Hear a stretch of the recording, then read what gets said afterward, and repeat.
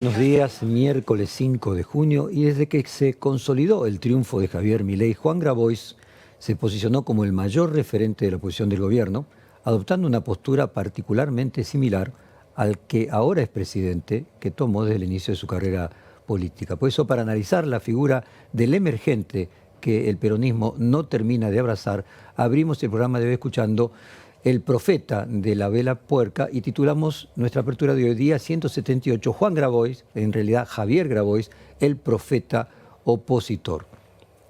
4 fueron los precandidatos y candidatos del peronismo en las elecciones del año pasado. De ellos, el que terminó compitiendo en las elecciones, Sergio Massa, se llamó a silencio. Su última aparición pública fue en la marcha universitaria del 23 de abril, en la que tampoco hizo declaraciones. Guado de Pedro, precandidato de Cristina Kirchner, tampoco habla hace varios meses. Y el derrotero de Daniel Scioli es conocido, su ingreso al gobierno muestra, por usar una metáfora religiosa tan afín a los tiempos que corren, la furia de los conversos. El único que habla y muchas veces grita es Juan Grabois. Ayer protagonizó una pelea pública con los abogados del Ministerio de Capital Humano, especialmente con la jefa de legales, Leila Yani, pocos días después de otro episodio que ya había tenido con Ramiro Marra. Grabois parece haber asumido aquel mandato de Eva Perón de ser la voz de los que no tienen voz en más de un sentido. Por un lado, quiere representar a aquellos que asisten cotidianamente a los comedores, pero también es la voz de una dirigencia peronista y kirchnerista que aparece misteriosamente callada. El colega y periodista Carlos Pañi, para analizar al presidente Javier Milei, utiliza 2 figuras bíblicas. Una, la del profeta, y otra, la del rey. El profeta, como quien describe una situación de dolor, de injusticia, ofrece un camino de ideas, una utopía que convence a la población. Y el rey, como aquel gobernante que debe dar soluciones prácticas a los problemas de la gente, que debe muchas veces negociar y resignar ideas en virtud de obtener los resultados. Según Pañi, Milei es más un profeta exitoso que un rey exitoso, a pesar de eso, de ser quien detenta el poder de lo que sería la figura del rey en la Argentina. Sin embargo, podríamos decir que no es el único profeta. La figura de Juan Grabois, un dirigente que se define como cristiano, humanista, revolucionario, cuyo vínculo con el Papa es muy conocido, está en la primera plana de la política nacional a través de la denuncia de la retención de los alimentos por parte del gobierno, pero también lo está por un estilo confrontativo que roza la incorrección política a la manera del primer Javier Milei. Compartamos este fragmento breve que explica qué es un profeta para la Biblia. ¿Qué es un profeta en la Biblia? En términos generales, un profeta es una persona que habla la verdad de Dios a otros. La palabra griega, profetes, significa uno que habla o defiende. En la Biblia, los profetas a menudo tenían tanto la función de enseñar como la de traer revelación, declarando la verdad de Dios y al mismo tiempo revelar detalles sobre el futuro. El ministerio de Isaías, por ejemplo, tocó tanto el presente como el futuro. Predicó valientemente contra la corrupción en sus días y entregó grandes visiones del futuro de Israel. Y Juan Grabois se ubica en el opuesto total ideológico al presidente, pero acerca algo muy particular. Las formas de Grabois tienen un carácter explosivo, muchas veces utiliza insultos, no se viste como un político tradicional y tiene un estilo de comunicación directo y llano. Tampoco viene de la política partidaria. Milita en el Frente Patria Grande, que hace relativamente poco tiempo, y él proviene de la militancia social y de las organizaciones de los cartoneros, vendedores ambulantes y todos los trabajadores de la llamada economía popular. Vamos a compartir el momento de la pelea ayer de Leila Yani, la subsecretaria legal y técnica del Ministerio de Capital Humano, con Ariel Romano, el abogado de ese ministerio.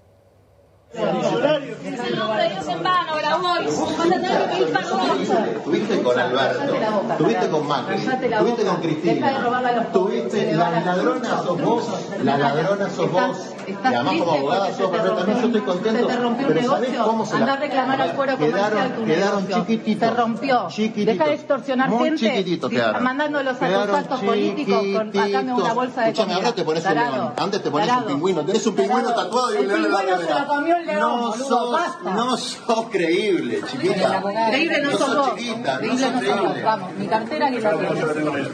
Y el chonchito, ahí está. ¿Qué te pasa vos? ¿Qué te pasa vos? ¿Qué te pasa ¿Qué ¿Qué haces, boludo? te pasa? Te tiene que defender Leila. Lástima, ¿A cuántos convocaste? ¿A cuántos convocaste? Das lástima. ¿A cuántos convocaste? Cuca ladrona. Chau, Cuca ladrona. Dale. Chau, Cuca ladrona. Tiene problemas con el cuerpo. Dale, flaquito. Con el crucifijo. Sí, vos sos flaquito. Vos sos un cerdo intelectualmente y moralmente, no físicamente. Sos un cerdo. Sos una mierda que le saca la comida a los pobres. Una mierda. Deja de robar, chorro.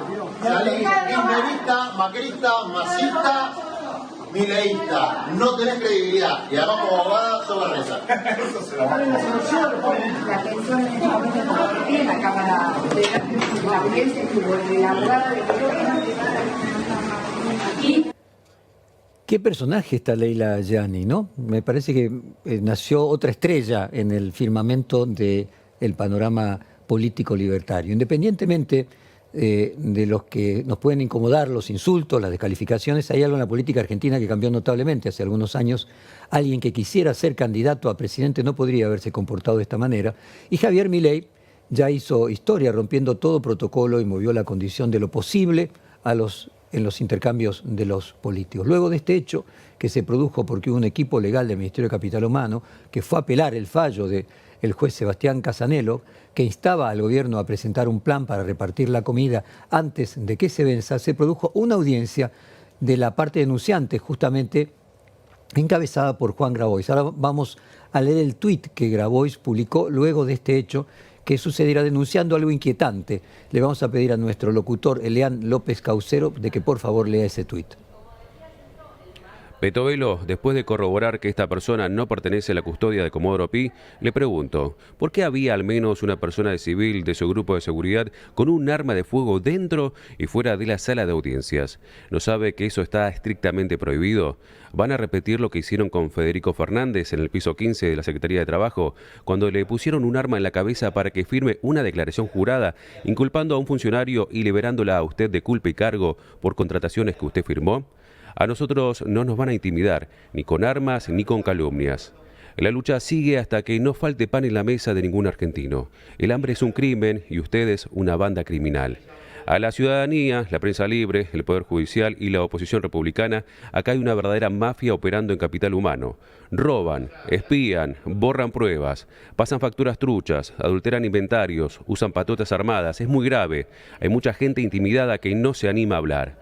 Ariel Romano, el abogado que está junto a la persona armada, participó de la reunión del piso 15 donde a Federico Fernández le arrancaron la declaración que exculpa a Petovelo. Ese hecho por sí solo reviste una gravedad que requiere la inmediata intervención de la justicia por la posible comisión de delitos gravísimos, tales como la coacción y la privación ilegítima de la libertad. Si hacen esto para no repartir comida, imagínense de lo que pueden hacer para saquear a la Argentina. La patria no se vende. Defendámosla sin miedo.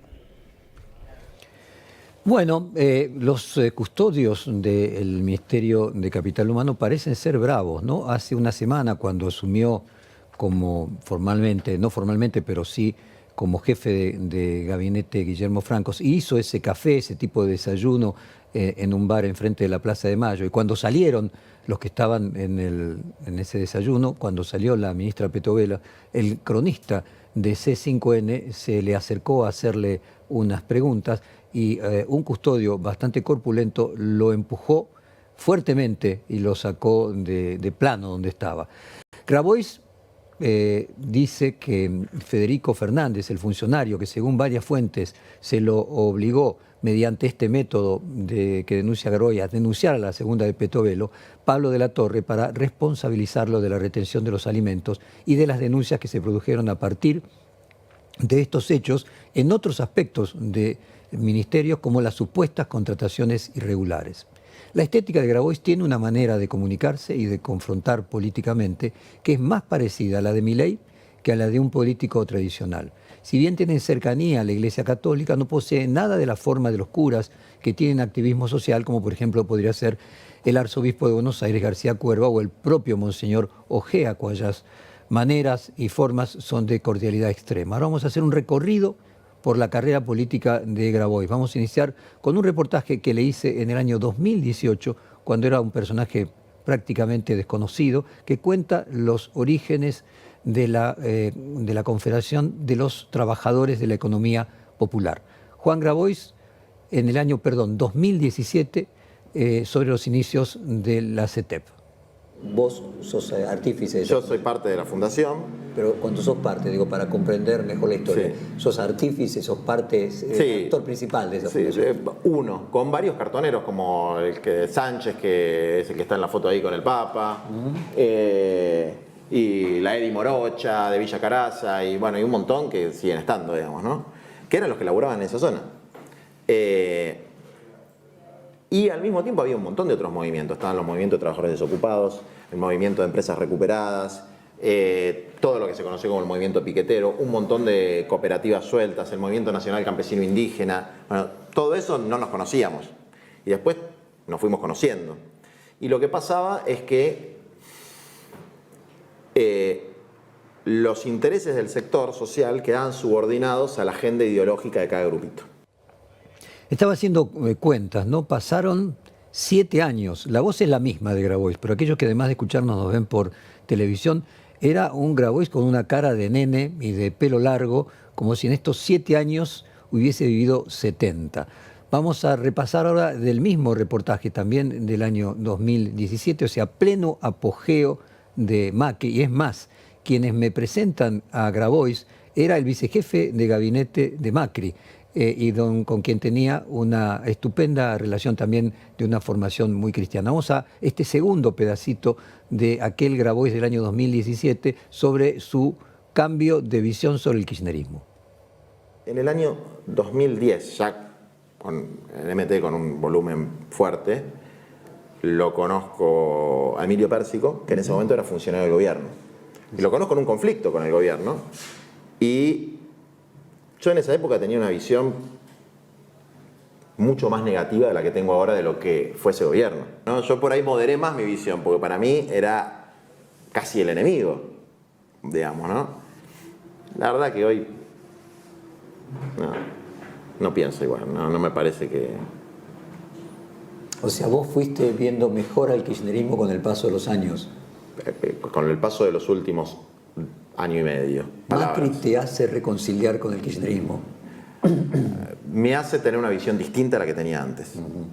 Pero más reconciliadora. Valorando algunas cosas. Muy interesante, ¿no? O sea, él no era kirchnerista y dice que revalorizó a Cristina a partir del gobierno de Macri. Grabois se define además dentro de la corriente teológica que es la opción preferencial por los pobres. Además, en este mismo reportaje cuenta casualmente un conflicto similar de la falta de reparto de alimentos a la actualidad. Vamos a escuchar nuevamente otro pedacito del problema similar al actual, pero en el año 2017. El tema de la opción preferencial por los pobres, que es Dios nos ama a todos, pero hay una opción preferencial. O sea, hay una prioridad. Hay algo que tiene que ser prioritario. No hay nada más importante que resolver el problema de la pobreza y del trabajo, sobre todo para las futuras generaciones. Y si uno entra en la abstracción de, bueno, yo lo voy a resolver porque en realidad voy a generar un marco de seguridad jurídica en el que van a venir inversiones, entonces va a aumentar el mercado laboral y dentro de un par de años van a estar todos adentro. Está totalmente loco. Eso no va a pasar. Y además todos estos años que pasaron, los pibes sin comer correctamente, sin tomar los nutrientes que tienen que tomar, sin las proteínas, ¿y qué va a pasar con eso? Vos sabés que hubo 3 meses que no se repartió leche de desarrollo social. Porque a un señor le salió mal una licitación. Y ese señor, como no quería quedar mal, no hizo una compra directa. Extraordinario. Entonces 3 meses los pibes no tomaron leche. Para mí eso es una actitud criminal. Igual de criminal o peor que la de cualquiera de los corruptos.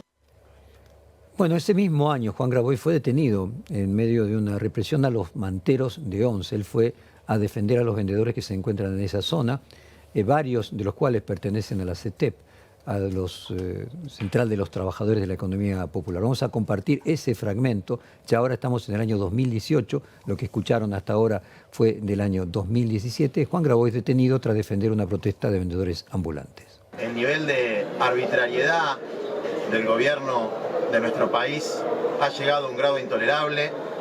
un grupo de jóvenes vinieron a defender a los trabajadores de la vía pública, a los vendedores ambulantes que están tratando de ganarse el pan a partir de su propio trabajo, su propio esfuerzo en un contexto de una terrible crisis económica.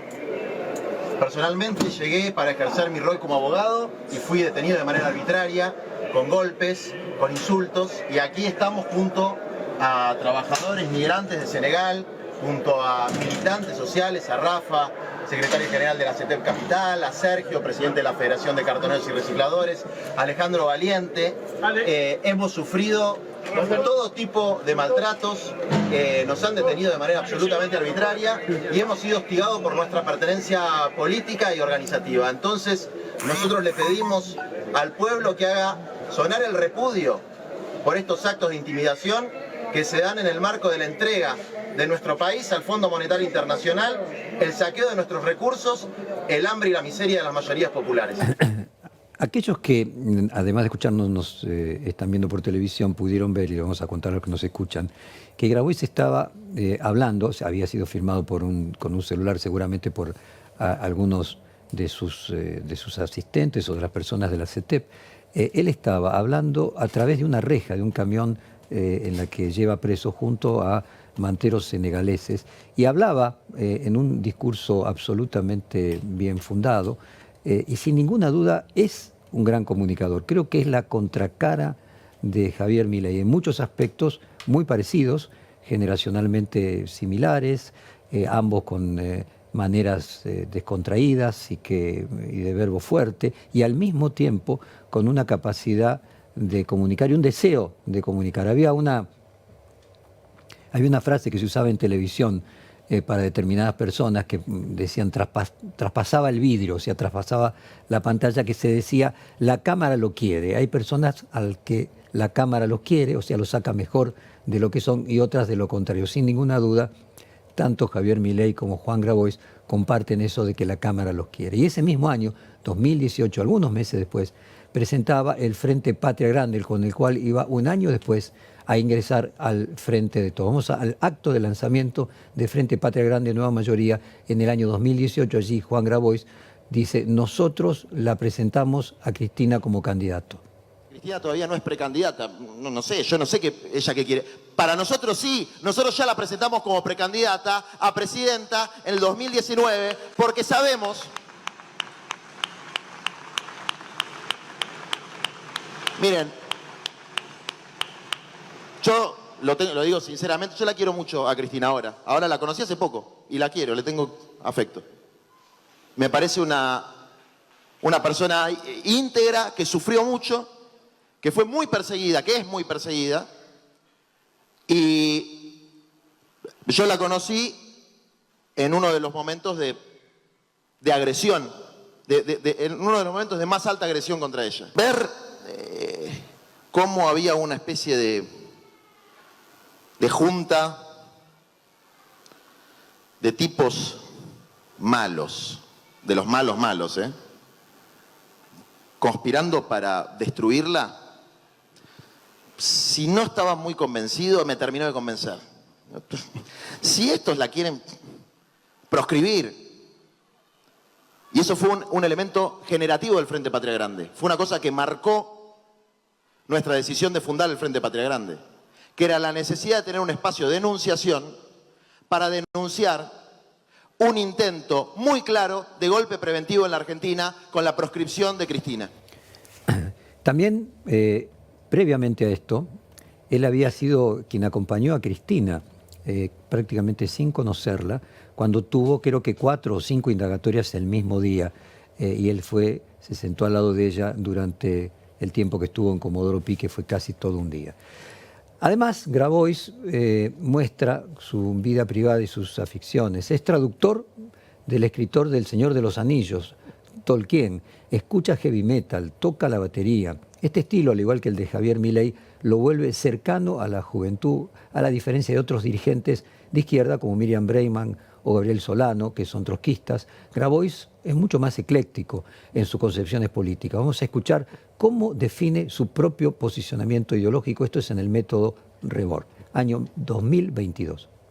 Sí. Un humanista revolucionario, con fuerte influencia peronista, pero también otras influencias. Espectacular. ¿Sos un humanista revolucionario? Con influencias peronistas, cristianas, de distintas corrientes teológicas, marxistas. Autonomistas, aceleracionistas. No, aceleracionista, no puede ser todo, no puedes meter aceleracionismo. Vos querés máxima velocidad en No, pero tengo influencia de esa, digamos, de corriente, que por ahí la estoy caracterizando mal, pero hay unos que me regalaron unos libros, y yo le digo aceleracionista a esto, porque es que se llama Caja Negra. Sí. ¿Los tenés, más o menos? Sí. Que es como toda una onda de gente así, post. Y claro. ¿Viste? Yo les digo aceleracionistas, no sé si está bien. Perfecto, no importa. Sos bueno, eso, porque encontré cosas muy buenas ahí, Mike Fisher y todo eso. Exacto. Sí, pero es ecléctico, sin ninguna duda, no es un peronista clásico, de la misma forma que probablemente la otra figura emergente de ese campo social sea Axel Kicillof, que tampoco es un peronista clásico. Sin ninguna duda es mucho más formal Axel Kicillof y se parece mucho más como contrapunto de Javier Milei, Juan Grabois. Sobre el aceleracionismo, digamos que es uno de los fragmentos más discutidos de Gilles Deleuze y Félix Guattari, que escribieron en Antiedipo cuando se preguntaron, entonces, ¿qué solución hay? ¿Qué vía revolucionaria? ¿Retirarse del mercado mundial, como aconseja Samir Amin, de los países del tercer mundo, en una curiosa renovación de la solución económica fascista? ¿O bien ir en sentido contrario, es decir, ir aún más lejos en el movimiento del mercado, de la descodificación y la desterritorialización? Pues tal vez los flujos no están aún bastante desterritorializados y bastante descodificados. No retirarse del proceso, sino ir más lejos, acelerar el proceso. Existe una discusión en la izquierda sobre el sentido de la aceleración y vamos a pasar, teníamos un video explicando esto, pero se nos va a hacer demasiado largo. La producción le preguntó al padre Paco Olivera, la diputada y dirigente social Natalia Saracho, y el histórico dirigente peronista Julio Bárbaro, y el ensayista y periodista Alejandro Horowitz, sobre la figura de Grabois y su significado. Vamos a escuchar primero al padre Paco Olivera. Cristiano no solo de palabra, sino de obra, con un gran corazón, humano 100%, honrado 100%. No por algo el Papa Francisco lo nombra dentro de las instituciones que velan por los más pobres a nivel mundial. Alguien muy inteligente, un gran dirigente social y político, y que junto con Axel Kicillof podrían ser precisamente los mejores presidentes y vicepresidentes de nuestra patria. Algo totalmente distinto a lo que estamos teniendo en el poder, y clarísimamente por eso lo persiguen, lo detestan y lo demonizan. Dime quién habla de uno y te diré quién eres, dice por ahí un refrán, ¿no?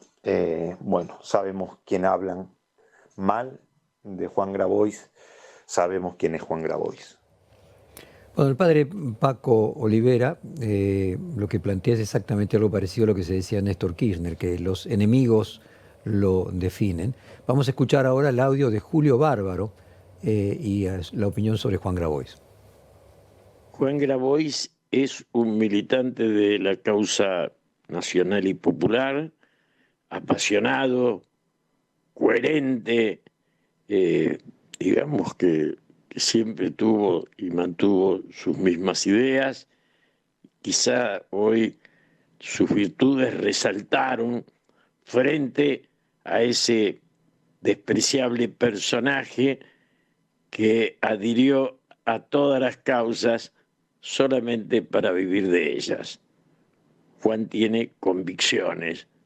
Algunos hacen negocios con las ideas, que es la peor degradación del ser humano. Juan es un personaje que tiene futuro político y lo merece.